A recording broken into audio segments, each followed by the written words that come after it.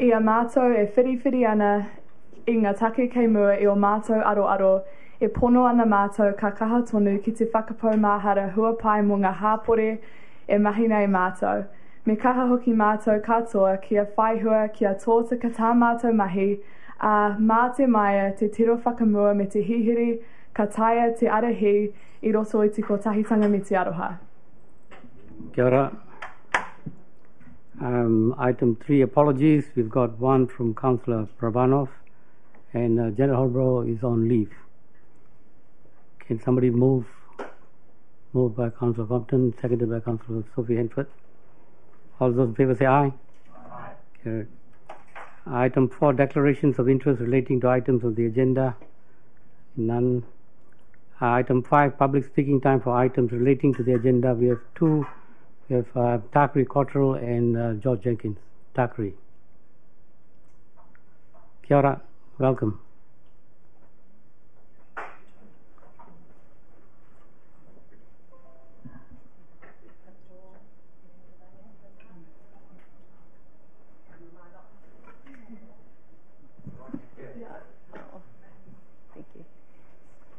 Not the stand back here? Yeah, you don't have to leave it on as well. Yep, goodbye. Anō, tēnā koutou katoa. I was here just yesterday, I believe, talking about a vision for Paraparaumu that included a marae for Puketapu Hapu. And it was a joy to be on that side of expressing our heart and our hope for Paraparaumu.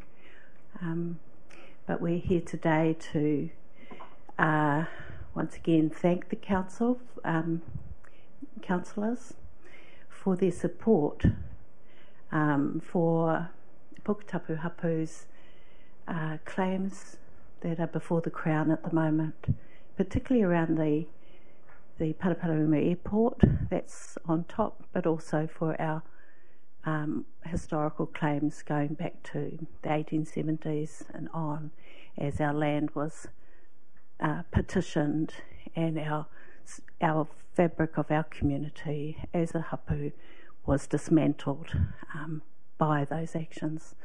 So once again, councillors, really we were very touched as a hapu to know you tautoko and support our desire to see justice in our time. I'm 5 generations on now of whānau members who spent a good deal of their day to day trying to have our lands returned. And it was a point of mana, actually, our mana, that drove us and still does to have these claims settled in an honourable way with the Crown. As the airport situation has come up with the new owners, I've been forced to consider the effect of the Crown's actions on us as a community. And we all live with it. And it makes me hope for a way forward where everyone affected by those actions over time and in the present, we can come together and share and grow a vision for the health and strength of our community, and in particular Paraparaumu, because that is our home. So once again, thank you. There was something else I really wanted to express. We do have a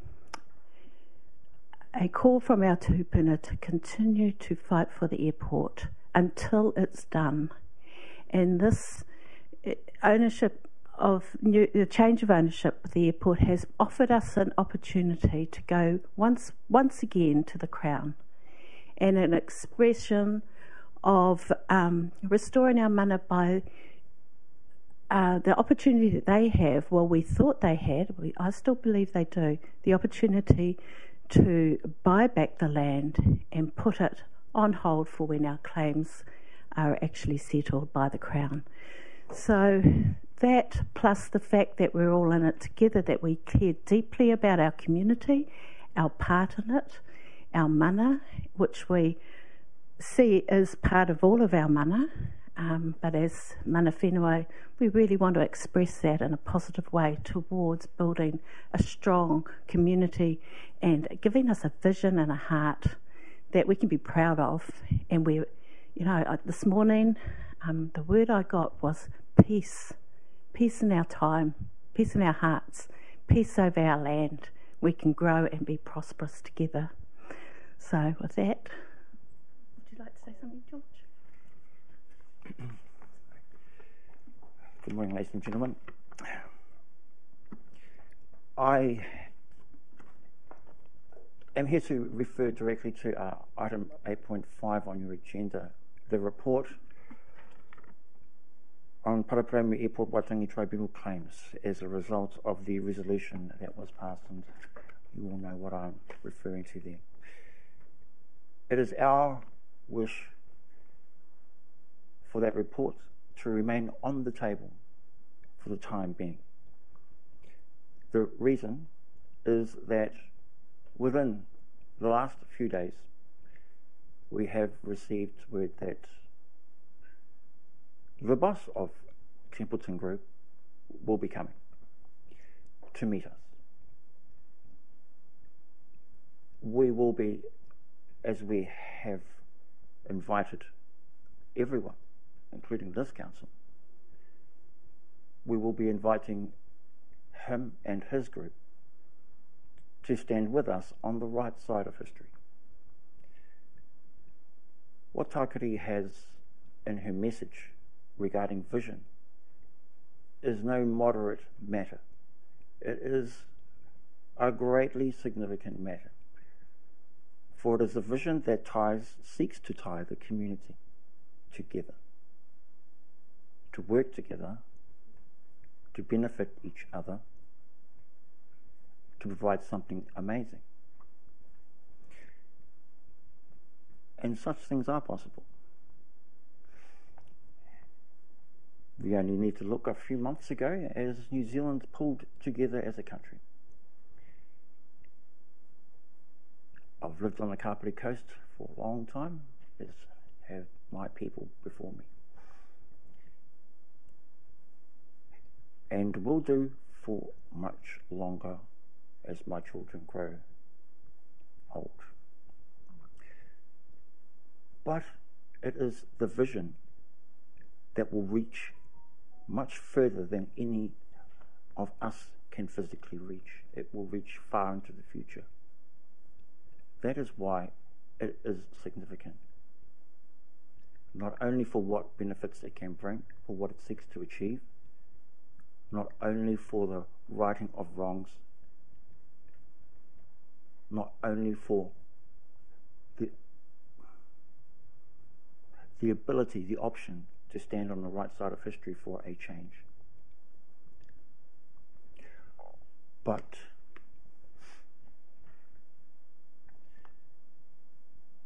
this is an opportunity that I think that is born from stars aligning. So that's essentially what I've come to say. Will you please leave that one on the table whilst we invite our manuhiri to sit and stand with us on the right side of history. And we hope all of that goes well, and we trust that you will be there with us. Kia ora. Actually, just as a visual reminder of what we stand for, having the airport has been an ability for us to see and touch our whenua. And so that's important to us, important consideration of all of this, that we need that connection. So I'll leave it at that, but that's what we need. Okay. Can I just say in response, thank you for coming here and expressing your views. I hear you, the councillors hear you, and what you have told us is that you are offering an opening to start the discussions, and you want to be in the discussions with the council, with the owners. And this is an opportunity, and you are requested us to leave the report lying on the table. I think we hear you. I now open this to any other councillors who may want to ask any questions. Otherwise, if they're following that, I will move to bring that item up earlier so that you can see the fruits of your message to us. Councillors.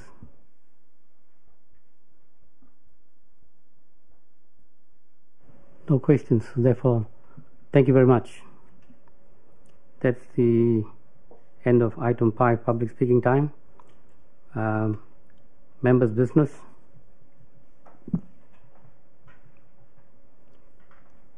Public speaking time responses. Leave of absence. Anyone? No. Matters of an urgent nature. No. Mayor's report. You would have got a list. Can somebody move that the mayor's report be accepted? I have a little question. Yes. Is it true that you participated in the Kapiti Primary School Fun Run? Yes, I did. Congratulations. Well done. I ran about 30 meters. All the kids, they just took off. I was given a handicap on top of that. Thank you very much, Councillor. Moved by Councillor Elliott, seconded by Councillor Buswell. All those in favour say aye. Aye. Reports. First report 8.1, submissions on the draft solid waste management minimisation bylaw. Pardon? Did you want to bring it forward? Or? Let's do that. Thank you very much. I'm now moved to take item 8.5 down on the. You won't have to speak on this one, Nika, don't worry. Yeah. That's page 141. Are you going to move it? I'm going to move that the report be left lying on the table. Seconded by Councillor Gwyn Compton. Any discussion? Otherwise, I'm going to put it. Can't have discussion. All those in favour, say aye. Aye. Those against, carried. Thank you very much. Now this item. Kia ora. The report is very short and sharp, and the reason is this date was planned to hear people that made a submission on the solid waste bylaw and wanted to speak to it, but we don't have anybody who wants to speak to their submission. So what I've done is just provided the submissions for your information.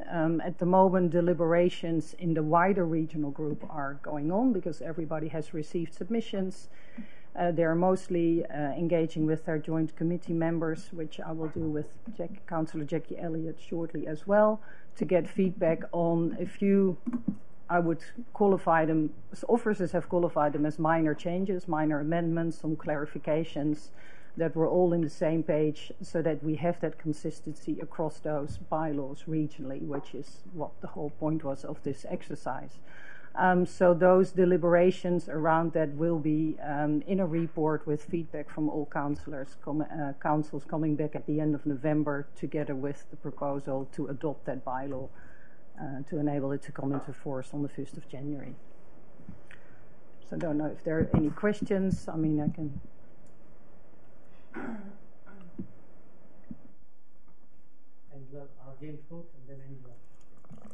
Thanks, Nanka.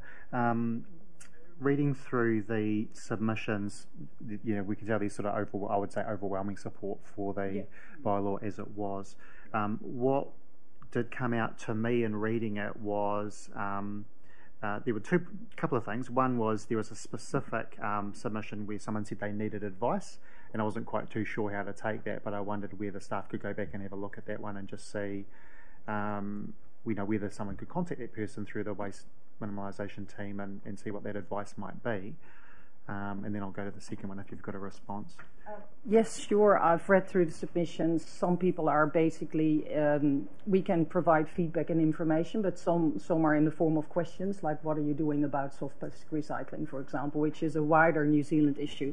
So we fully intend to individually respond to the people that are asking for information, or that we can provide some information to based on what they're asking in their submission. So that's our intention to do that in the next few weeks. Which kind of leads to my second point, because my worry is that we, not preempting things, but sign this off today, and then people go, oh, I said this, and they just weren't listening because they didn't do that, where we provide some communications back going, similar to what we've done with the statement of proposal for the beach bylaw, where we heard this, and some of it, a lot of it is around the multiple rubbish trucks running around the streets and that, and actually provide some responses, not necessarily individually. If staff want to do that, that's great, but actually, these are some of the other themes we heard through your submissions, and just providing some rationale, if we want to keep using that word, around, there was some around plastics, and some of that comes back to product stewardship, so that it shows that we're listening, but that actually some of these are outside what we're doing, and providing that sort of more of an educational response to them, because certainly some of the ones that I read, it's like, well, actually we are doing something there. You just clearly don't know. The one that I mentioned about advice, that was clearly, it's a single submission where the person said, I need advice. And so it would just be a shame to ignore that without someone going back and saying, actually, what do you need advice about? No, it's certainly, we will certainly answer all individual submitters anyway, but I picked up on a number of things as well, where you think, well, we already do these things, so we need to do a bit of an education push. I'll definitely have a conversation with the comms team. We can easily make a Facebook post or a media release, or, our website has been fully revamped, so all this information that people are mentioning is actually on our website. It's just, we need to guide people to it in a better way, but we will definitely work on that. And so there was one more, which was around the, again with the beach bylaw one, we had our operational responses, and this one is around to the contractors, around rubbish and so forth. So maybe there's an operational response in terms of going back to the contractors and providing that feedback. I know we've talked before about nets over bins, and that hasn't seemed, I think the previous advice was practical for various reasons. But again, it's just a shame to ignore that feedback. If there is sort of an operational response, we can... we're already in the midst of an operational response, because we're talking to Waste Management about this issue. Thank you. I just wanted to pick up on the overwhelming issue that a lot of the submitters had, was the amount of rubbish trucks going up and down the street on a rubbish day. Is there anything we can do to manage that, or help manage that better? Yes and no, I suppose. When you do a licensing system and you're going to specify areas where a truck can be on a certain day, that does pose a conflict when you look at the Commerce Act, because you're basically saying this is how you need to run your business, which may not be the most cost-effective way for them, because all the collectors that operate in Kapiti collect on different days in other adjoining districts as well. So they share their infrastructure basically over where they're collecting, which is next door in Horwhenua and in Porua as well.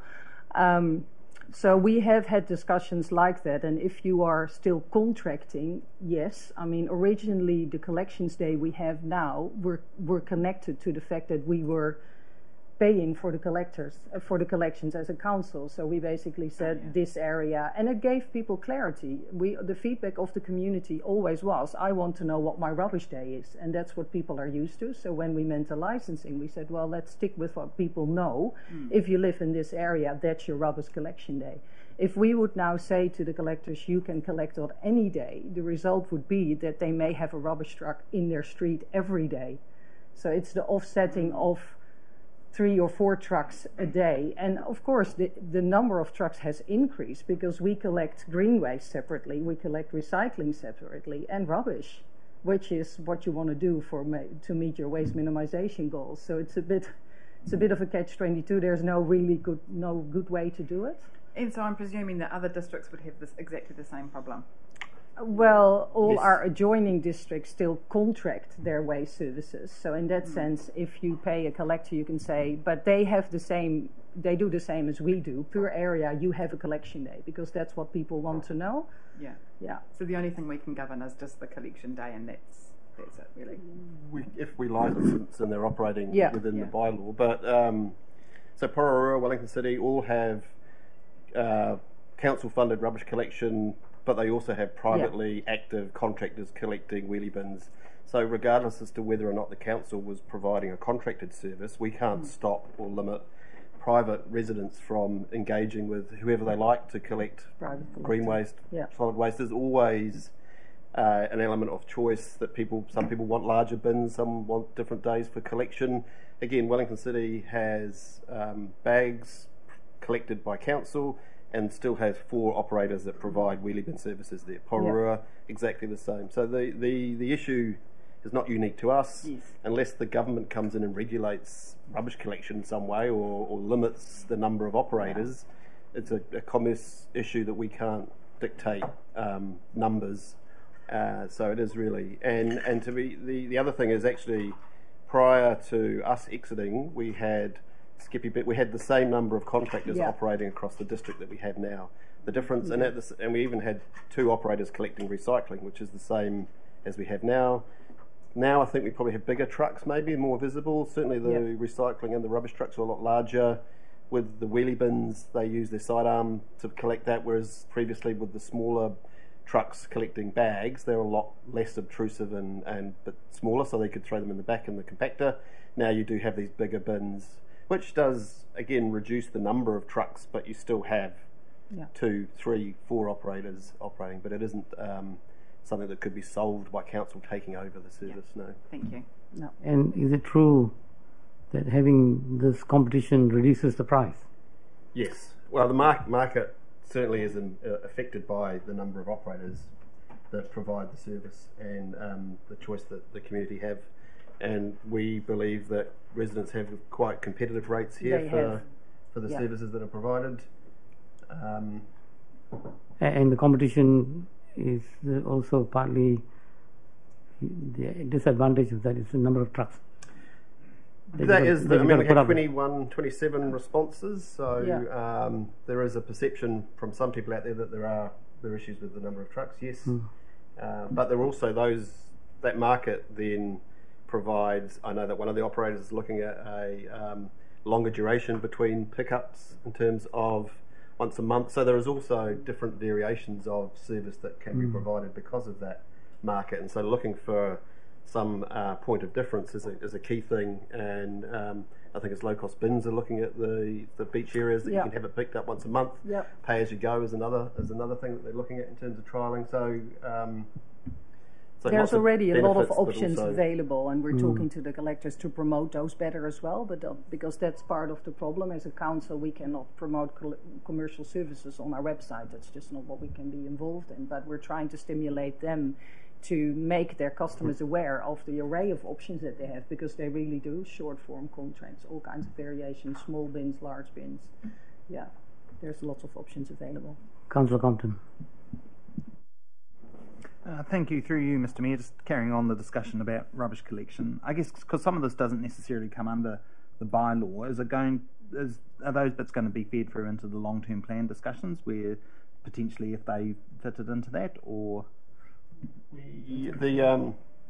One of the recommendations for the Waste Task Force was for us to have a look at how we provide the services, and so that's a piece of work that we'll be looking at doing over the next into next financial year and reporting back to council on that.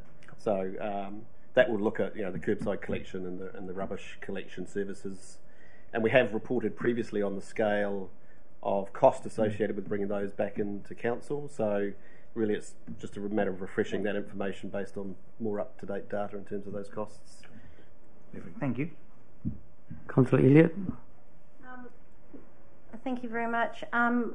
A little bit further to that discussion on the number of trucks that are out there on the streets. The current contracts are up for renewal, aren't they? Or how? So just curious to know about that. So is it the licenses, or is it the So the licences are renewed on Every July. I Every think annual July. basis. Every July, they've just been renewed for Yeah. all collectors. So that's Okay. that's a licensing system, though. Yeah, so we that's don't right. contract to any of them. The lease arrangements at the Otahanga transfer station are up for renew in 2023. Yeah. That would be the closest thing we have to a contract with regard to involvement in rubbish disposal, I guess, for the operation of the transfer station. We don't have any other contracts as such for Collections, no. Okay, and just for the sake of keeping this discussion going, it was talked about in the Mayoral Task Force of changing the licensing so that each company bids for a zone across the district. All the companies can bid for the zones, but the actual bid is only successful for one company, and they then do the collections in that area. I know that does turn the idea of competition on the head, but it will absolutely limit the amount of trucks on the streets. So just wondering if you could comment on that, whether it's been done before or how you would Well, feel about that. it's similar to my first reply. It would meddle in their business model, and it would severely undercut cost effectiveness, to be honest, because Kapiti is a small district, and if you chop that up, basically it becomes really unaffordable for collectors to only collect by Kakariki, for example. It's really about cost benefit here. So there would be a challenge based on the Commerce Act. Yeah. Okay. I think that's highly likely. Yeah, Thanks. for those reasons. It's a very small place. It's a great place. Yeah. When you look at collections of rubbish.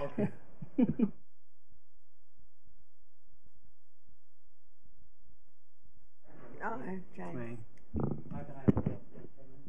I just think the conversation raises a number of issues. How you can have three commercial operators making a profit out of it, providing such an entity service, yet the council can't. I know you've presented costs of council providing it in service, but I just find it a little bit flabbergasting, to be honest, that a corporate entity can't provide it at a competitive rate compared to a commercial operation.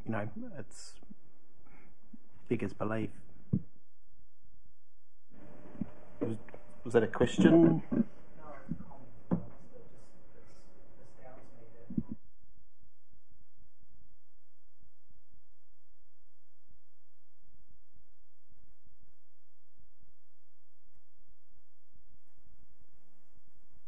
Then? No, you said he was just making a statement. So, yeah. Okay. Probably should be safe for debate, but it's okay. Right. Councillor Holiday and then Councillor McCann. I think Councillor McCann might have wanted to lead on from that conversation. Would that be right? Yes. So perhaps I'll go after him if that's all right. Thank you. It's great that someone else can read my mind. I thought I'd just rephrase that as a question. How many other councils do collect their own rubbish and do so in a manner that is financially prudent? As far as I know, all councils in New Zealand contract to commercial operators to collect rubbish. Often that's in combination with the rubbish of their own customers plus council bags or council wheelie bins. It's all funded by rates. So we would have to, if that's competitive or not, it depends on how much control you have on the disposal end for a large part. A big component of that cost is obviously the landfill charges associated with the tonnage. Majority of councils that are involved more directly in collection own their own landfills, so are able to subsidise or offset some of those costs associated with collection through revenue from their landfill. Obviously, we don't own a landfill, so we don't have that ability. Commercial operators in the waste sector certainly have a lot of experience in provision of those services. So in terms of their expertise and ability to manage that operation in a cost-effective way, you'd have to suggest some of those are relatively competent in that space. But the reason that council aren't in the provision of those services was, the lack of a landfill, but also the ongoing increased rates cost associated with trying to compete with those operators who have access to landfills that they own and operate and can provide a lot more efficiency and scale. There are basically two main operators, EnviroWaste, Waste Management, that run most of those collection services landfills across New Zealand. So in terms of their ability to absorb costs and overheads across an organisation of that scale, a lot more ability to do that than potentially council. Since a question has been crafted, the Chief Executive want to answer. A little bit. Interestingly, a few years ago when we looked at it, Wanganui's wheelie bin prices were double ours for the same size, same service, but because they had less competition. So I think every time we've looked at it, ultimately the end point is that the consumer is best off through this method. So isn't that what we want? Is we want the consumer to get the best service at the best price. And when the market can deliver, it arguably should. The issue, the regulatory issues that councils face is quite simply this: every year in an annual plan, you have to set the fees. So you set the fees for wheelie bin collection if you do it yourself. You have no ability to change that without consulting with the public and going through the bureaucratic process of changing the fees. So the first thing that a private provider does, who cannot be prevented from entering the market, as Sean's pointed out, is come in $10 cheaper. And therefore we lose business, and we've got all the overheads committed to providing a service that nobody wants. So it's a spectacularly inefficient way to try and set a market. We're always open to looking at it and reviewing it, because you may decide that you're happy to do that if you want a different outcome. But you need to know that it will not be to the best cost benefit of the consumer. That's flabbergastingly clear. I guess just another minor point, I suppose, is the level of customer satisfaction at the moment with curbside collection services is 86, 87%, and has consistently remained close to 90% in the time that we've not been directly involved in that service provision. Councillor Holiday. Thank you, through you, Mr. Mayor, and just generally because we're having a general conversation here. The rubbish aspect is one thing. It's also obviously moving into a bit more of a recycling side of things with regards to just where the world's heading. Can you give us an idea of what's happening in that space with regards to the efforts to reuse our rubbish, if you like?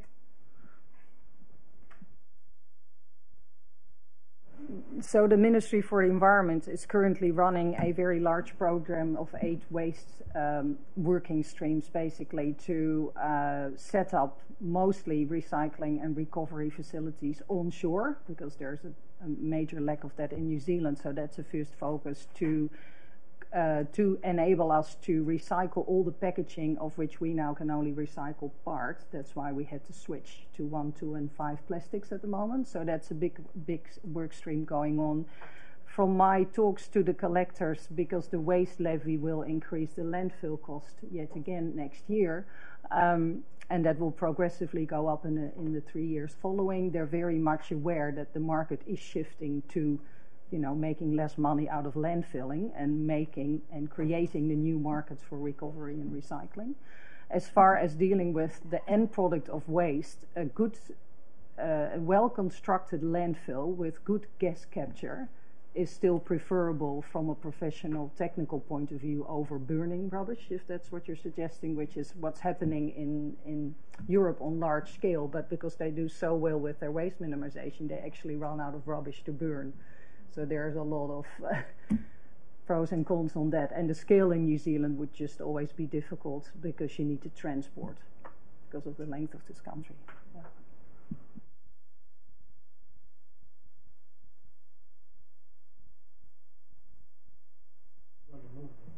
Yes.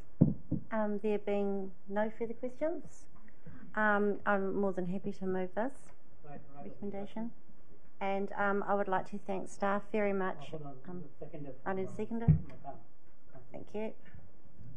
And I would like to thank staff very much for this process thus far, and also especially mention Grey Power for your very proactive work getting the message around this process and consultation process out there into your community. Thank you. Right. Resolution 24 moved by Councillor Elliott, seconded by Councillor McCann. All those in favour say aye.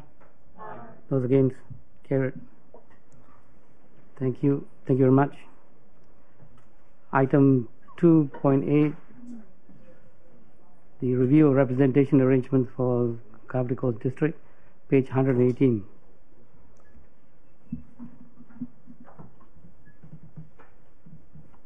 Ian. Ian, no? You. Janice.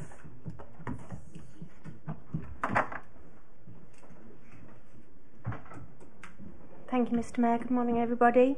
There's nothing to add or change with the report, so I'd like to take it as read and invite any questions. There's one change that I needed to bring to councillors' attention. Sorry, apologies, kia ora koutou. I just wanted to draw your attention to paragraph 30, tangata whenua considerations, which notes that which says that we have approached each of the three iwi to begin a conversation around involvement in the representation review. I need to bring to your attention that is an error. We are about to approach next week our iwi. I was a little ambitious with the timing on that one, so I wanted to bring that to your attention. Thank you. Other than that, as Leanne said, we are happy to bring this paper forward and to take it as read, and of course through you, Mr. Mayor, answer any questions. First question from Councillor McCann.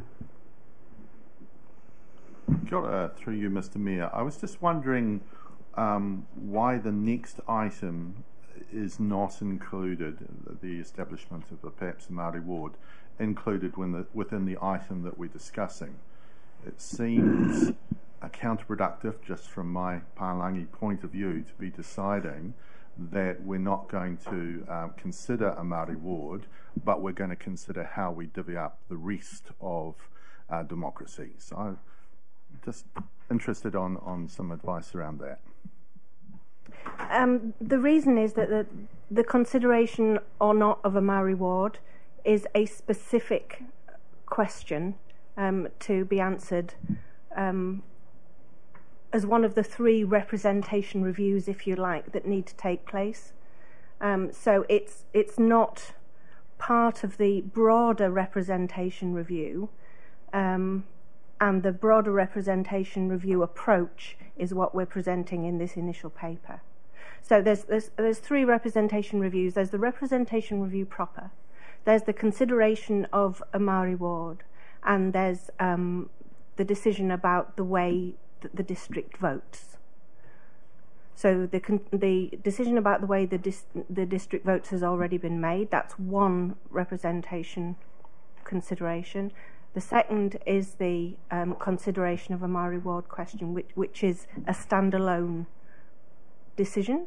And then there's the broader approach to the large representation review proper, which takes place over a huge length of time and finishes early 2022. That makes perfect sense. If we were, with your permission to jump ahead, Mr. Mayor, if we were to make a decision to look at the idea of having a Māori ward, that could not be consulted upon at the same time. It has to be a completely separate process. That's a question, sorry. It is a separate process, but logically you would include that reference in the initial engagement with the community, because the community needs to know that is happening, and it does feed into the overall representation review, representation of the district. But yes, technically it's a standalone process. So technically it's a standalone process, but it could be considered at the same time, which makes me wonder whether we should be considering both of these items. Chief Executive. You know, the statutory timeframes don't allow for that. As an example, as you've seen happening around the country quite regularly at the moment, councils may make a decision to include a Māori ward. There then needs to be allowed the time for community to raise a petition about that, and then that goes to essentially a binding vote from the community. All of that has to happen quite separate to this and is statutorily set out. And I'm not sure if you were here when we had our Representative Dale Osowski here with staff, and we briefed you on all of these and the interrelationships and why they have to be necessarily a little bit separate. Whilst we would make references, the timeframes don't allow us to do them as one.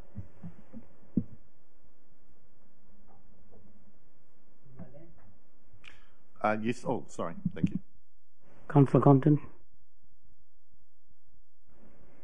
Through you, Mr. Mayor, how has this been carried out in terms of the independent versus staff-led process in previous previous reviews? Because I'm sort of looking at the estimated cost there of $9,000 and cognizant of the fact that there's a lot of expensive stuff we've got coming up potentially in the pipeline. So if this is a thing that we could carry out in-house rather than going externally, I'm sort of every little bit sort of counts towards that. I'm wondering, but I'm sort of aware that this is not new. So how's it been done previously? We're toing and froing over who gets to answer the question, but I'll have first crack, and if I don't do a good enough job, Leanne can follow up.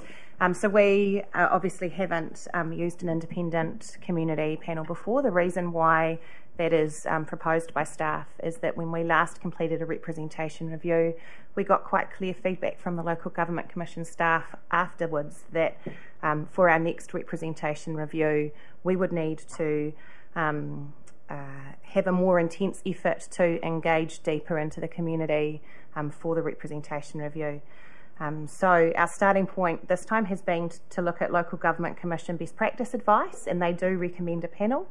And staff have spoken with several councils that have used panels in the past. So we can't really do a comparison between an independent panel and how we did it last time we did a representation review, because in terms of the community engagement piece, we've had that clear signal that we need to do more. But what I can report is that in the conversations that staff have had with councils that have used panels for their representation review, and that is only a small group so far, but in those conversations they have been quite supportive of the process, and one of those councils is in the same cycle as us, embarking on their next representation review, and is repeating the experience of working with an independent community panel as part of the process. So it wasn't something that we envisaged necessarily when we first started looking at this a number of months ago. However, the best practice advice is fairly clear, and that's what we're reflecting back to you today. Thank you. Councillor Elliott. Thank you. I just have one question, but first, just may I comment on the last question? And that being, after working for the Mayoral Task Force on Waste Minimisation with community members unpaid for over 6 months, and that included meeting nearly every week, and we arranged for ourselves a number of daytime site visits, that reimbursing your independent panels, I think it came across as a recommendation and was extremely important to the outcomes, I think. So my question is, just on page 21, it talks about the CE and the Mayor appointing an independent panel, and then in the next table it says that you're looking at disadvantages in the outcomes, and I wonder, in making your appointment decisions from the people who apply to be on the panel, how are you going to counteract those disadvantages in your decision making?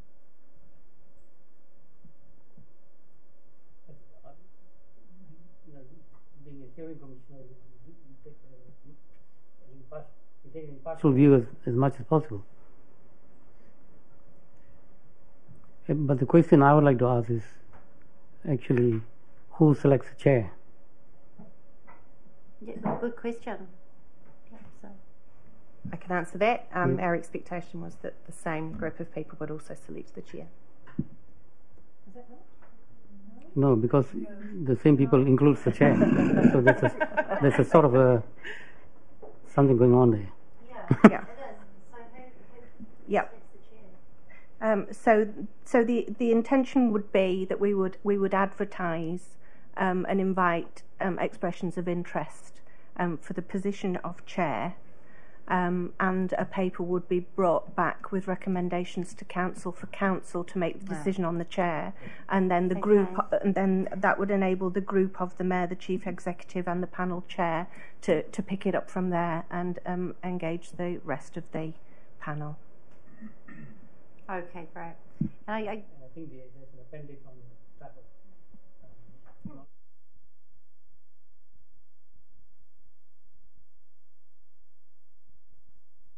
In case you didn't quite feel part of your question was answered about how do we offset the disadvantages, please don't forget that the panel brings all its recommendations back to you as a table, and that's part of the intention of keeping it separate. You then get to evaluate whether you agree or disagree with the panel's recommendations.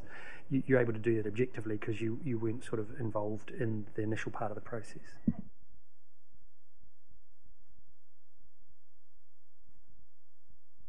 And depending on membership, removed from understanding and knowledge of the relationship between residents and elected members.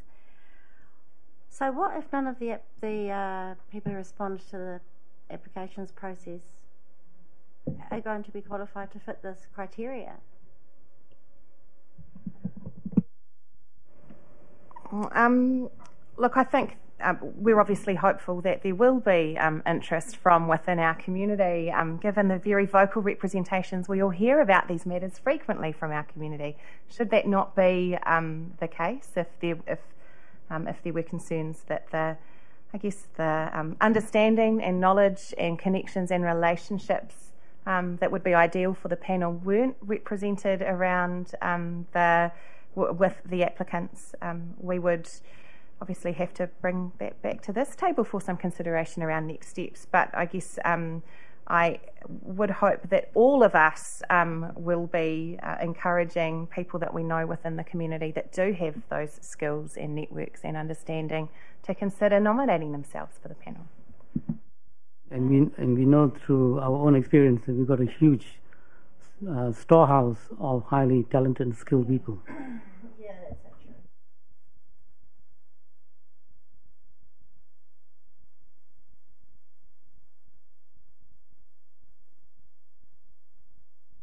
Good. I'm just referring to page 121 and had similar concerns to Councillor Compton in terms of the overall cost, but it could be argued that the benefits of any findings could outweigh that cost. The two questions that I have is around that particular cost in there. It's got $9,180. One, I'm making the assumption that because it's a statutory requirement that we have to do it every 6 years, that it would have been budgeted for, that we'd have some allocation. It's not unbudgeted and nothing's going to come at a cost by doing this. We make provision in our budget for it. However, I guess, as is noted in the paper, there will be a relatively small additional cost to having the panel that we didn't imagine when we did that budget. So that particular part is unbudgeted for? But we would look to identify savings in another part of our budget to help offset those costs. Okay, thanks. And I guess that was my question. If we did go for that, is there anything that we need to know that would come at a cost, something wouldn't be done that we would be expecting to be done? Although I do note that it is a small amount given the size of our annual operating budget. Yeah, that's exactly so. Due to the level involved, there wouldn't be anything that we would need to bring back for you to decide was okay to leave. So the next part of it, and again I acknowledge that we're talking about smaller amounts of money, the amount that's in there is purely the panel time. I would have thought there'd be more costs involved, and not insignificant in terms of meeting places, secretarial support. That amount is just simply for the panel members' time, which I support. I think we need to remunerate for their time. That is correct. Okay, so there's additional funds that potentially a few more thousand that hasn't been accounted for. There are a range of costs associated with running a representation review in relation to the technical advice and research that you need to carry out, in relation to the community engagement that you need to carry out, and those costs would exist irrespective of whether you had an independent panel or not. Yeah. Right, that's all from me. Councillor McCann. Through you, Mr. Mayor, what information or briefings would be provided to this group, given as councillors and we have spent a year learning how the process works and finding out the various pros and cons? How is that type of learning going to be passed on to the very people who are then going to be trying to ascertain how the system is best going to work? The panel would engage both with mayor and councillors and with the community boards in order to ensure both that you understood how things were tracking and also to benefit from your experience.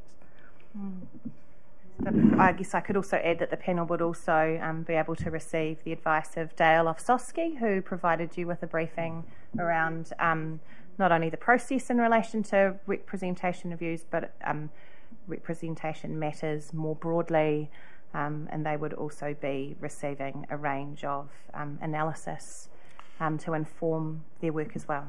So within this process, is there any ability for us to insist or to suggest that specific groups such as council, such as current councillors, former councillors and board members are all are spoken to and have their views taken on board?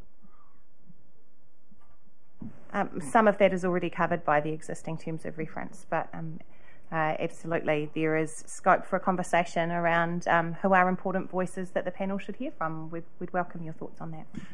And finally, would they be provided documents like the Martin Jenkins report, which probably might be at the heart of what future councils here look like? Would they be given access to that report and or the authors of that report? I mean, I would note that that report's available publicly, so anybody can have access to it. However, this is a review of representation arrangements for the district. It is not a review of the council organisation in the same way that the Martin Jenkins report was. So the kind of information that they would primarily be provided with would relate to the scope of the representation review and not other previous reviews. I'd just like to add that the feedback on our last representation review and how we need to move forward and do better, if you like, with our next representation review has definitely been the emphasis on the engagement with the community and gathering the feedback, significant feedback from the community and analysing that appropriately. That has definitely been the key feedback that we've received in terms of this representation review. Councillor Compton.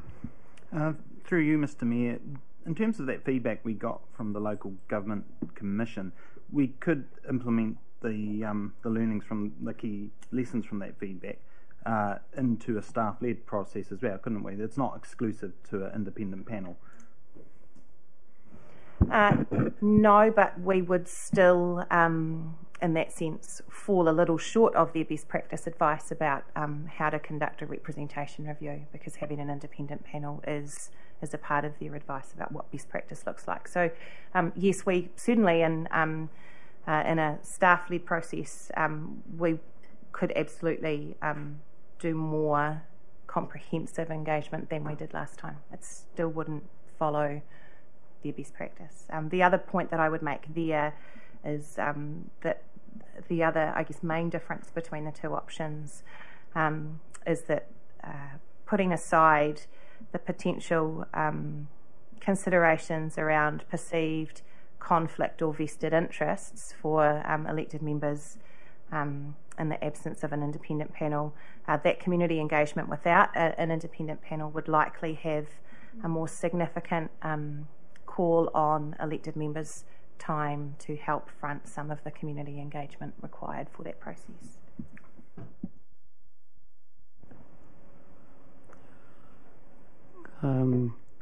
Councillor McCann.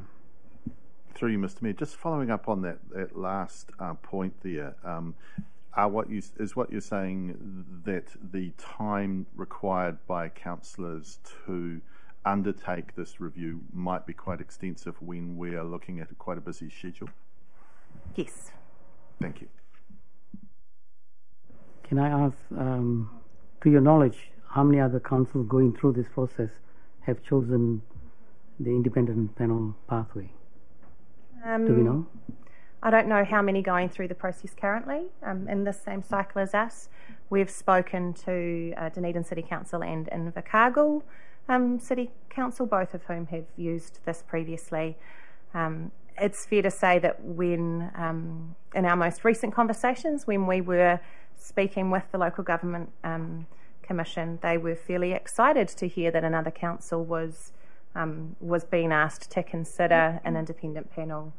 They are pleased to see councils considering what is a relatively new recommendation, I think, from them in terms of best practice.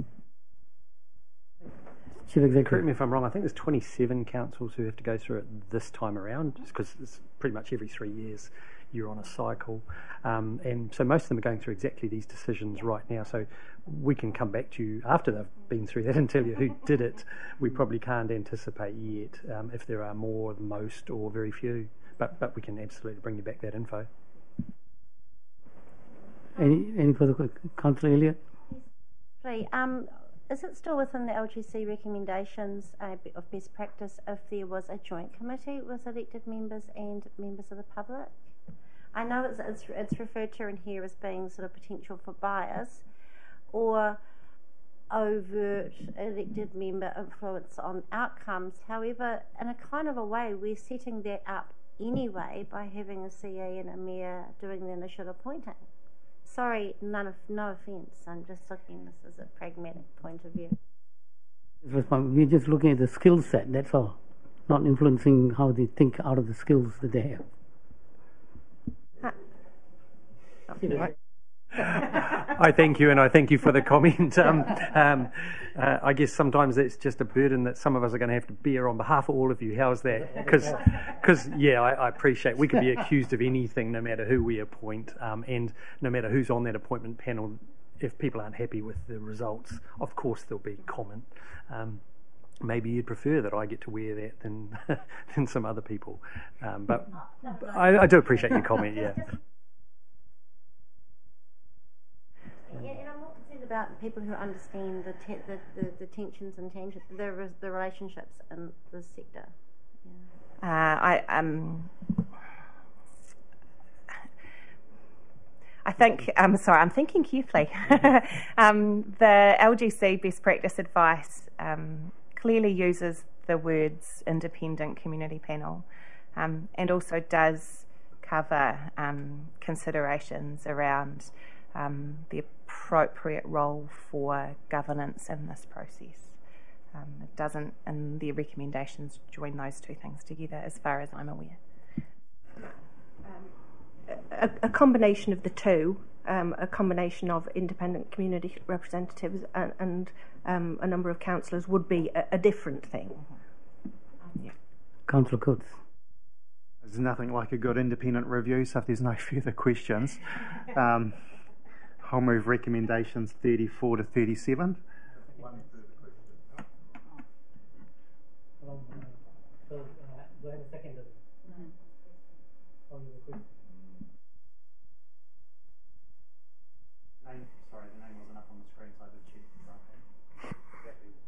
Apologies.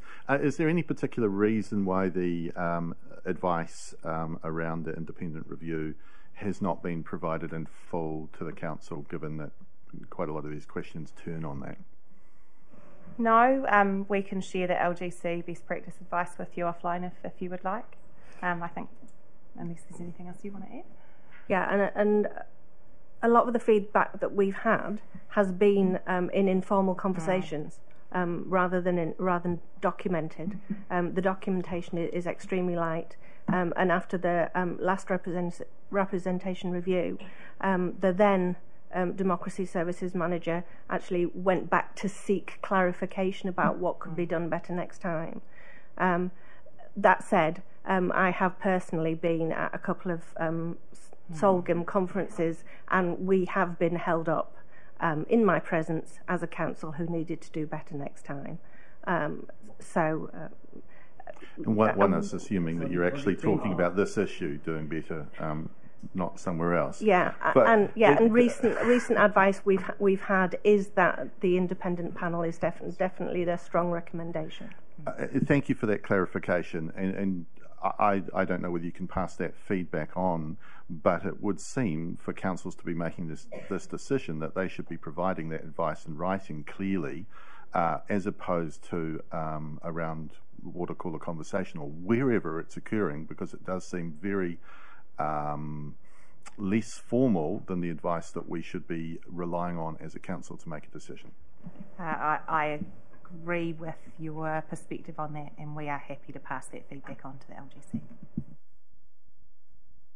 Having that, recommendation 34 to 37, moved by Councillor James Coates, seconded by Councillor Buswell. Right of intro.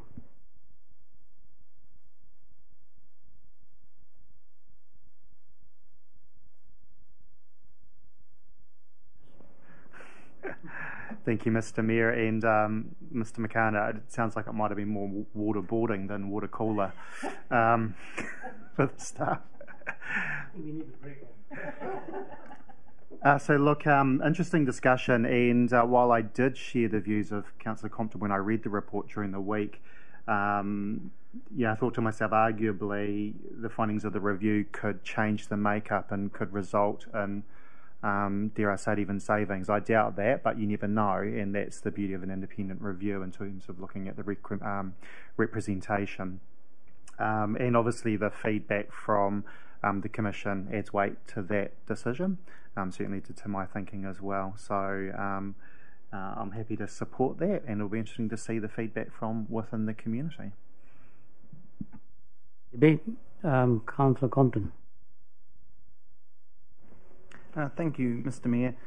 I won't be supporting the recommendation for an independent panel. In part, it's because this best practice advice we're being told about from the Local Government Commission isn't seemingly formalised in any way, so I don't think it's prudent to vote on that without having actually seen what that independent advice is, so we can consider it, not dissimilar to what we did around the District Licensing Committee, where they actually had that best practice document, so we could actually be fully informed when we're considering that, which I think meant we were able to reach a better decision. I sort of view this as one of the core functions of us as councillors. We have this, as Councillor McCann was talking about, we have this lived experience as councillors. For some of it, it's only 12 months. For others, it's significantly longer than that across both council and community boards. And I think that gives us a very unique perspective to consider about what's working, what's not working, that we'd have to bring up an independent panel to speed on. Not saying that that's not possible, but just it's one of those things where we've got a timeline we need to hit. We don't know who we're going to get to apply. I just see this as something that, without having seen that independent that advice about the independent panel and the recommendation, and the Local Government Commission, I mean, they're not exactly exemplars of this themselves. When I look back at what they did around the Wellington Regional governance review that they went out on, that was severely criticised for their approach that they took on it. So I think it's a bit rich for them to be lecturing other councils about their approach on engagement when they haven't been particularly great in that area either. So unfortunately, sort of on that basis, until I see that advice from them, I can't support those recommendations. Councillor McCann. Mr. Mayor, Councillor Compton has stolen my notes, so I agree with everything that he's just said. Councillor Randall. Yeah, again, Councillor Compton has stolen my notes as well. There's a lot of thievery going on.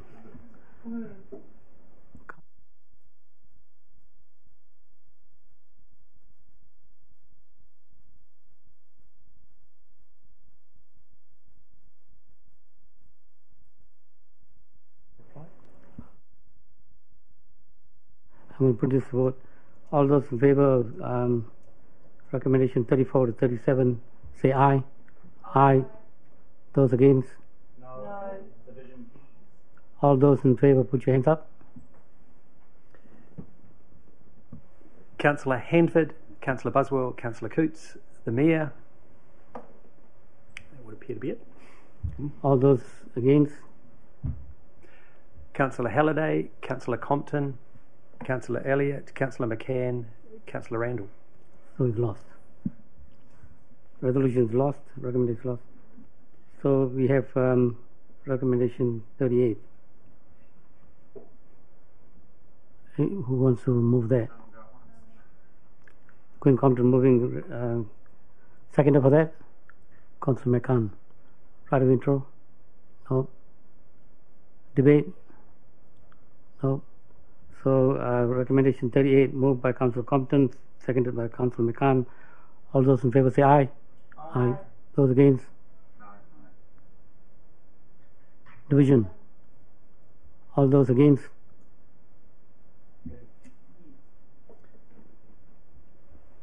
Councillor Hanford, Councillor Buswell, Councillor Coots and the Mayor. All those for the recommendation? Councillor Halliday, Councillor Compton, Councillor Elliott, Councillor McCann, Councillor Randall.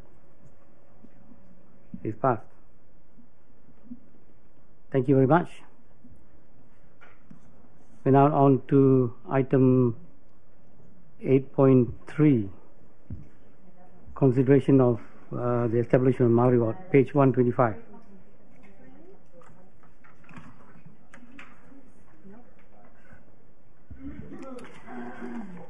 Thank you, Mr. Mayor. I'd like to take the report as read and invite any questions through the chair.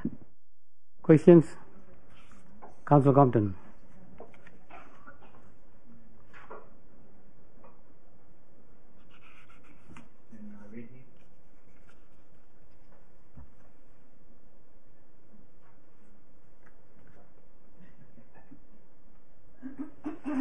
Thank you. Through you, Mr. Mayor. This is obviously an issue that's been grappled with across the country in a number of high-profile situations, and I remember from a briefing we had recently where they looked at, where it showed the makeup of the Māori population here in Kapiti, and those who identified to one of the iwi here were in a minority versus Māori who identified with iwi outside of the district. So my question is that, well, my understanding is that we have treaty obligations both to local iwi but also Māori in general.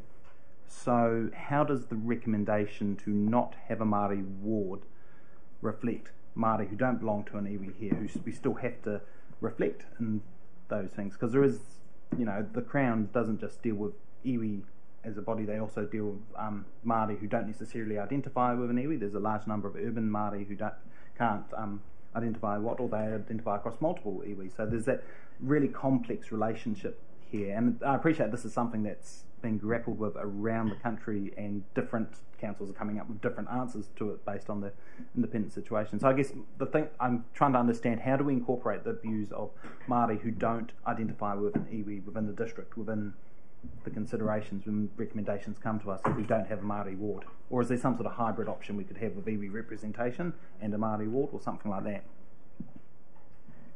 I guess to address your first point, the Local Electoral Act, which governs things like this, is silent on how councils should seek the views of Māori through this process. Our practice that has been supported through legal advice in the past is that we engage first and foremost with our mandated iwi partners on this and other similar processes. There is a mechanism in place through Te Whakamininga or Kapiti for Mātā Waka groups to engage via Te Whakamininga, and I'm not aware of that ever having been taken up in recent times.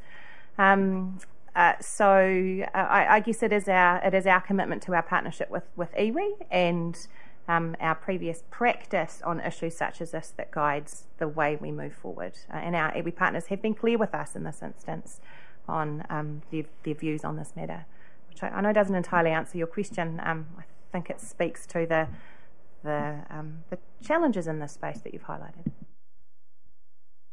If I can also respond, in 2014 as a councillor, I did raise exactly the same questions, and there was legal advice. Because the Local Government Act doesn't define mana whenua, it says Maori, so it's wide ranging.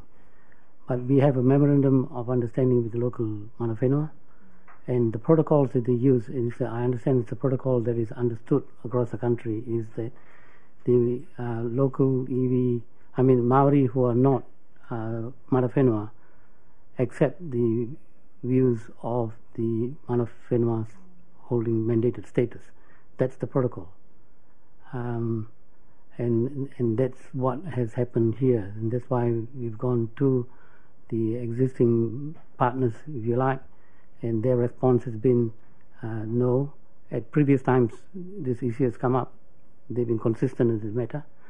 But of course, I can ask Kahu to clarify on this area. But before then, can I suggest that if you want to promote a Maori ward, you can actually suggest one yourself, because there's an appeal process to everything. I don't think it'll go down well, but there is a process for people to take up. Kahu, do you want to respond to this? Am I right?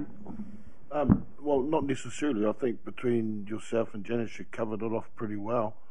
But the Mātā Waka, in terms of iwi, have always engaged with Mātā Waka, so it was about trying to set up the process with council,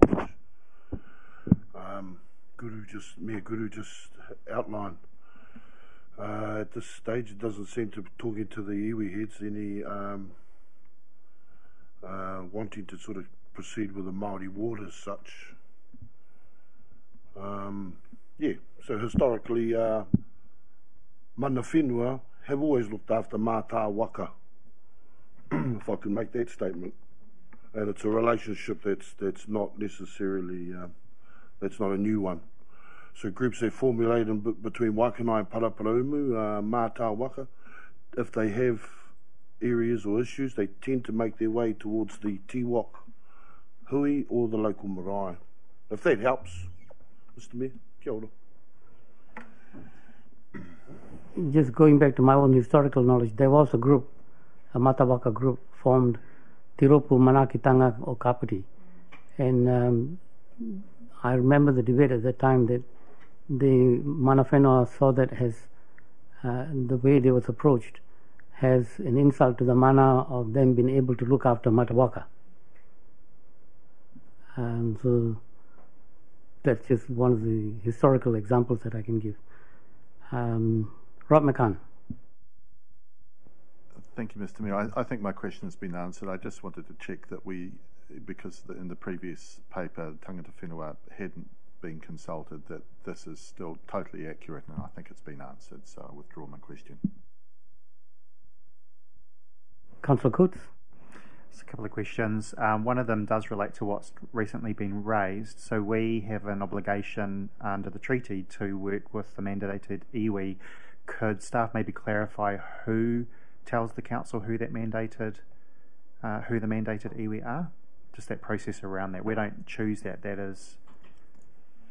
Can I be helpful? The mandated iwi authorities are established by the TPK, Tipuni Kokri. As I understand it, that's correct. But Kahu, yeah. Yeah. Right. Any other questions? Yeah. Sorry, I had one more. Yeah. Thank you. And yeah, I thought it was TPK, but just to clarify that we don't make the choice, we're told. And Kahu's point is what I've heard from iwi themselves in terms of looking after Mātā Waka, those that are in the area, although this isn't their land is elsewhere. The second question was around other councils have been here before, and some have made the decision to have a Māori ward, which then has, through one way or another, triggered a poll. Of those, are you aware of any that were successful once the poll was triggered? I haven't got that information. I can only answer half your question. Wairoa District Council has Maori representation. I'm not sure, but I wonder if there was no poll. Waikato Regional Council, I think, also has. But from memory, they're probably the only ones. And I'm sorry, that's why it's only half your question, because did they proceed because there wasn't a poll? I suspect so, because I'm not aware that any poll has ever favourably endorsed a Maori ward. My understanding is everyone that has triggered a poll has shown that it's not supported. So there's, yeah, I'll touch off that on debate when it gets to that. Thanks, Your Worship. Anybody else? Anyone else with questions? Otherwise, will somebody move recommendation 18? Councillor Coates moved it. Can I have a seconder? I will second that. Recommendation 18 moved by Councillor Coates, seconded by the Mayor. Right of intro. Thank you, Your Worship. Look, I've moved recommendation 18. My discussions, not even recently, but in the past with those with Te Whakaminanga, reflect the comments in the report under tangata whenua considerations. Certainly the view that staff, Kahu, has raised around iwi here looking after mana whenua and matawaka was the same view that was shared by iwi members when they were, I would say, educating myself in my journey as I was an elected member around the Māori worldview or the Māori way of things. Certainly they consider themselves as the caretakers of the land. This is their land, and the others that are from other areas link back to land from that area, whether it is the far north or wherever. And that's certainly what has been communicated to me. As I touched on the questions, the Crown mandates who we are required to partner with and who we have an obligation to consult with and so forth. And we all know who that is. And as I touched on the other question around the poll, my understanding is those councils that have elected to go for a Māori ward generally has then triggered a poll at the cost of $85,000 plus GST. We have heard on the previous paper one of the reasons for not proceeding with that was potentially the cost of about $9,000.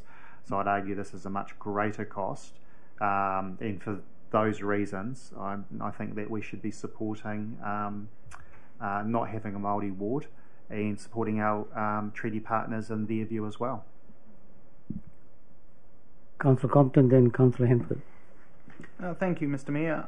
I'll be voting in support of the recommendation today. I think the comments made by Kahu really, have addressed some of my concerns around that. I sort of note around the country, Kaipara and Northland Regional Council have both voted recently to establish Māori wards. So it may be that the view of this is progressively changing and the acceptance of it is changing over time.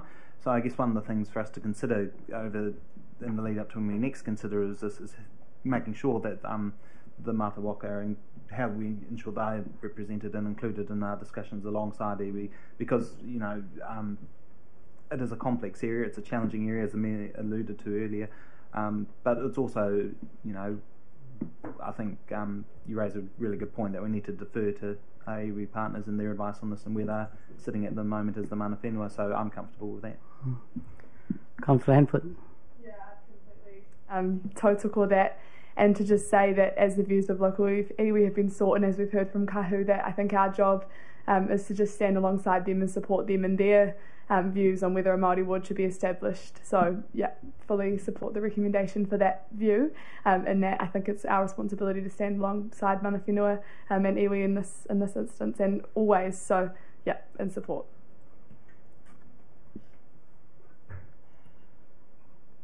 Right of reply, James Coates. Just a couple of things I thought I should add in a right of reply. The presentation recently from Te Atiawa around the representation review, and I know the other iwi, or at least one other, have had similar views. And moving forward is touching on the very point, Councillor Compton, that you raised around how they are looking at better ways to engage with those that are not from the area, within the area, those that have moved into the area and live here. So certainly that's a view that they share as well from their perspective as an iwi, and they've raised through, I guess, their representation around this table and understanding the tension that comes with that, the responsibility that comes with that when they're making decisions and often not representing all Māori. So I think it's important to note that they share that view. And also a point that I'd missed earlier was that we, I think in many ways we've led Certainly, I think we've been seen as leading in that space around having Māori representation on standing committees around the council table. So I think it's probably important to note that I wouldn't have moved that recommendation earlier if we didn't have that strong representation from our partners already in the way that we do business. Right, thank you. So recommendation 18 moved by Councillor Coates, seconded by the Mayor. All those in favour say aye. Aye. Those against, carried. Thank you very much. Item 8.4, draft calendar of meetings, page 138. I'd like to take this report as read and invite any questions through the Mayor. Questions, Councillor Coates? The question isn't relating to the calendar in general, but more specifically the start time of council and committee meetings. On page 138, it refers to the start time at 9:30, and previously we've had that meeting time earlier. Obviously, we have the public forum prior to that. Is there any issue from a staffing perspective of moving that meeting time further earlier, so to start at 9 a.m. in the morning instead of 9:30, and that will then lead into how I potentially move another recommendation?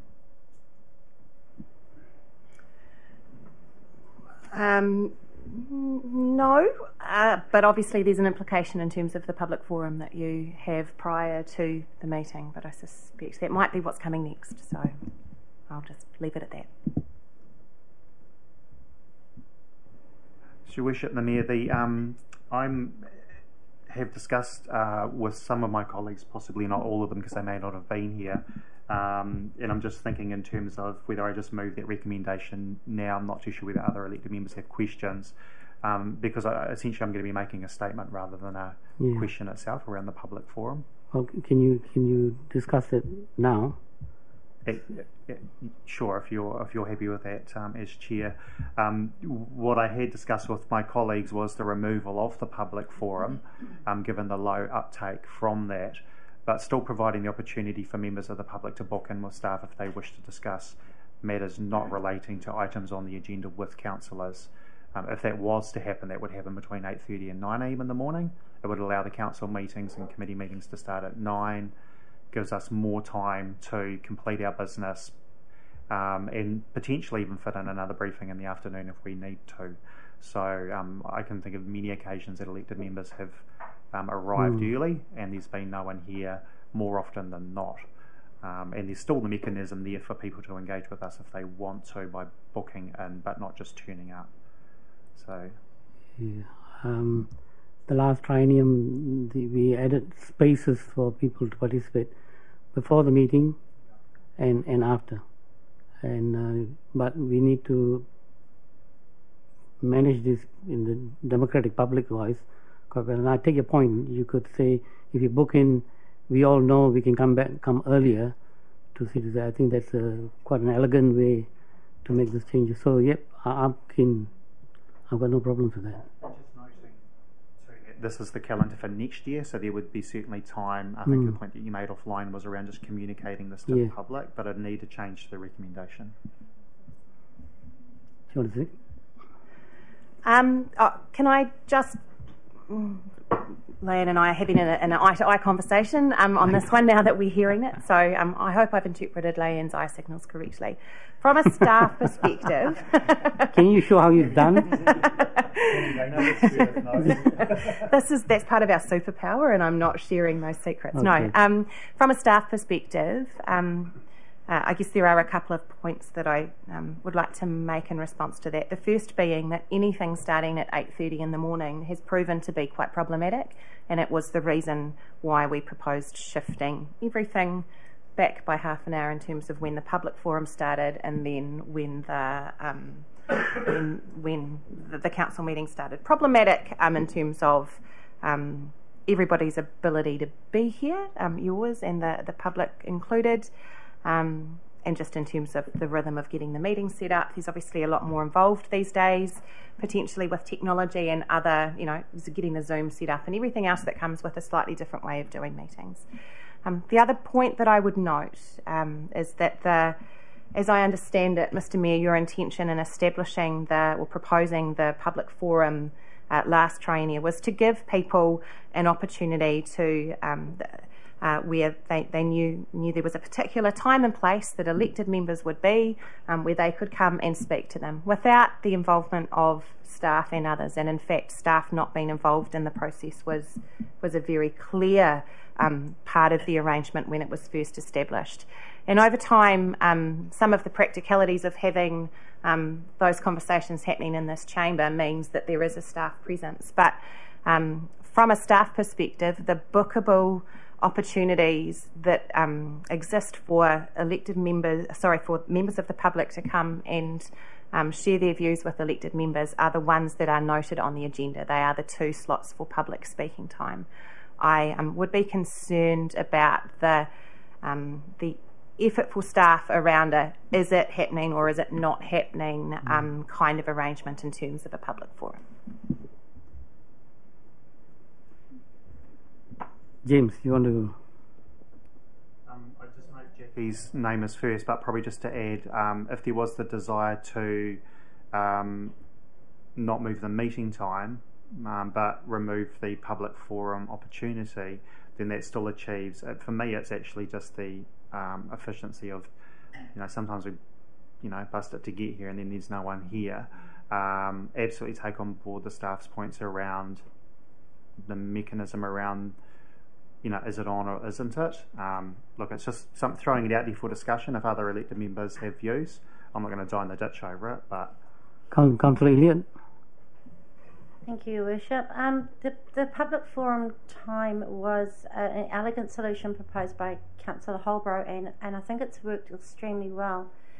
In that even if there is no one here for public speaking, it gives us an opportunity as a group to just quickly signal any concerns that we have around the agenda, anything that we need to discuss. And let's face it, we are facing huge decisions in every council meeting, and just having 30 minutes beforehand to put our heads together and work out actually which direction we're going to be going, I think is absolutely vital.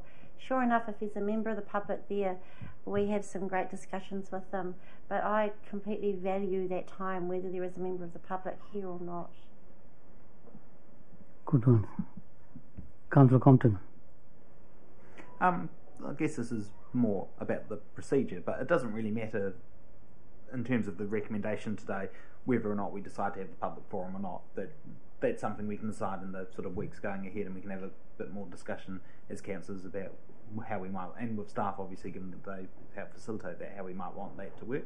So that this is sort of no impact if we pass the recommendation today in terms of how that works. It's just the day that the draft will worry about today. That's right. I mean, I have heard the suggestion that starting the meetings at 9 a.m. may provide some efficiencies, but that is a separate consideration to the public forum. Obviously, they are related. If you continue to have the public forum, changing the start time for your meeting changes the start time for the public forum, but they don't have to be considered together. Right. Anybody else? No, I'm happy to move the recommendation. Okay. If there's nobody else.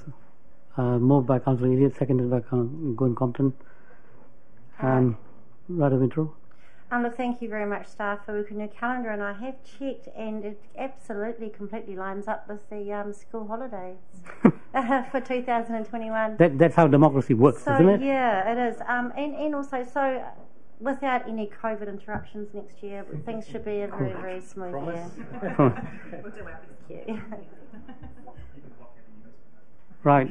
Recommendation 23, moved by Councillor Elliott, seconded by Councillor Gwen Compton. All those in favour say aye. Aye. Against? Carried. You're doing well. Item 9, confirmation of minutes, page 145.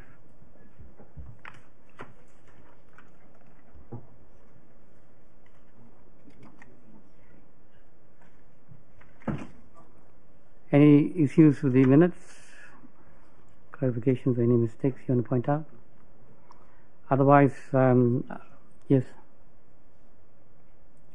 James.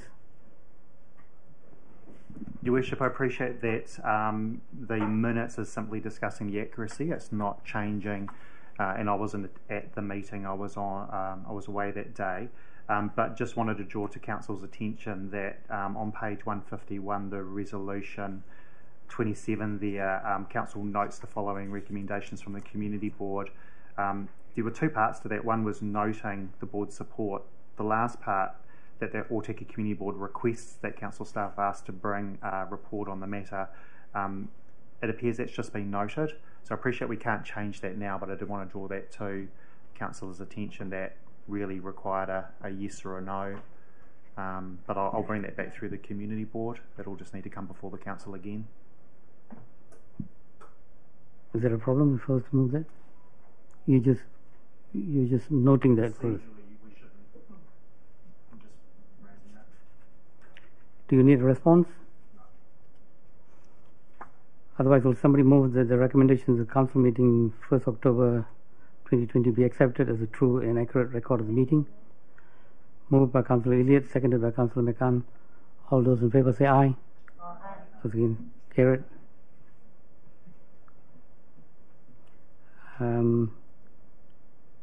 Public excluded report.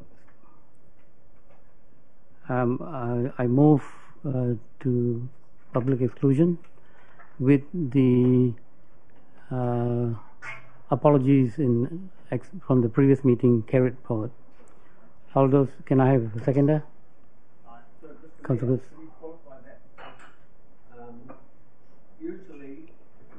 Oh, no. Sorry. I also include the fact that the community board representatives for this item can remain because I've already signalled to the community board chairs that there are no items of anything. The staff are quite happy in terms of confidentiality. Yeah, so with their acceptance, I moved the public exclusion. So that's been moved by myself, seconded by Councillor Elliott. Do you have a question, Councillor McCann? Yes. As an avid union supporter and winning the rights to have coffee breaks. Put your microphone on, please. So what we can do? I just think sometimes we should have short breaks. So that No, yeah, but we can go into public exclusion, then take the break and come back. So all those in favour say aye. Aye. Against? We are now in public exclusion.